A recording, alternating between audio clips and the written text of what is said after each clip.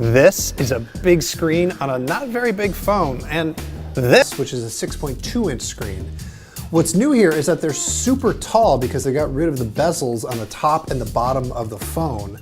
And now the sides are still curved like they are on like the Galaxy S7 Edge. That's just the default way that these phones come now. Samsung's now calling it an infinity display, and I don't know, the curve is fine. I'm not picking up a lot of extra little taps.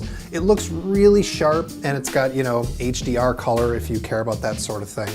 What's interesting is they both have the same resolution, which is 2960 by 1440. But you know, Samsung makes great screens and these look great. Really, the thing that hits you hardest when you look at the hardware on this phone is that the whole thing just looks and feels really great. The seams are even harder to find than they are on the S7 Edge. The glass just sort of melts into the sides and they don't have a camera bump on the back.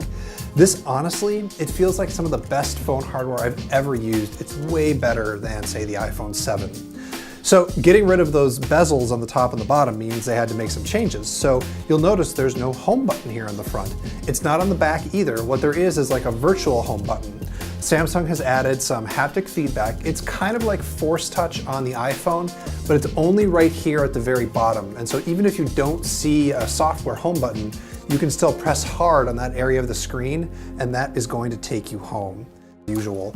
But there's a fingerprint sensor on the back. It is located right next to the camera, which is a little bit hard to reach and not great if you're left-handed. And it also means you're probably gonna end up putting your finger on the camera sometimes, which could cause some smudges, so make sure you wipe it off before you take a picture.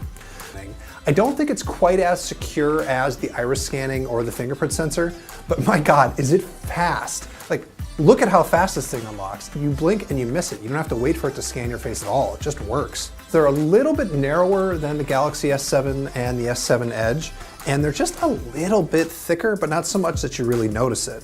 What it means is that they can fit in a 3000 milliamp battery on the S8 and a 3500 one on the S8 Plus.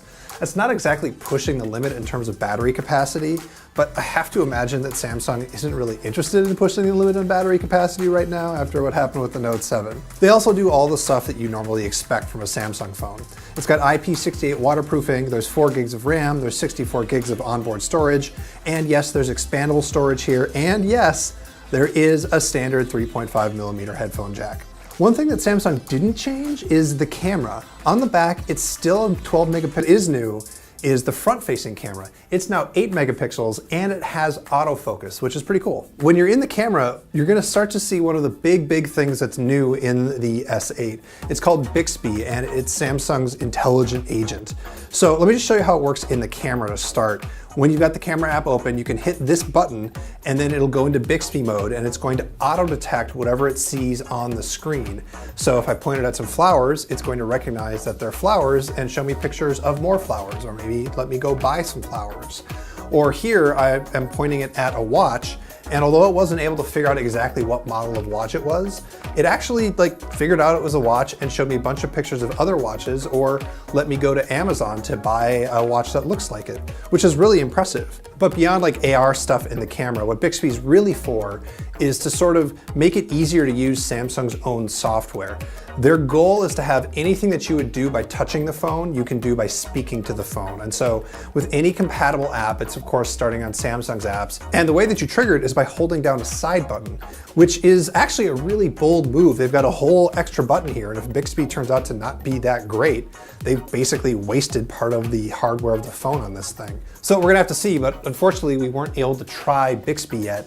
It is still, coming out when the phone comes out. They didn't have it here at the demo station. So pre-orders for the S8 and the S8 Plus begin on March 30th, and it goes on sale on April 21st. In the US, it's gonna be available in 3 colors, black, gray, and silver. And I can't tell you the pricing yet because that's always up to the carriers. So you're just gonna have to go see what Verizon or AT&T or T-Mobile or Sprint are gonna charge you.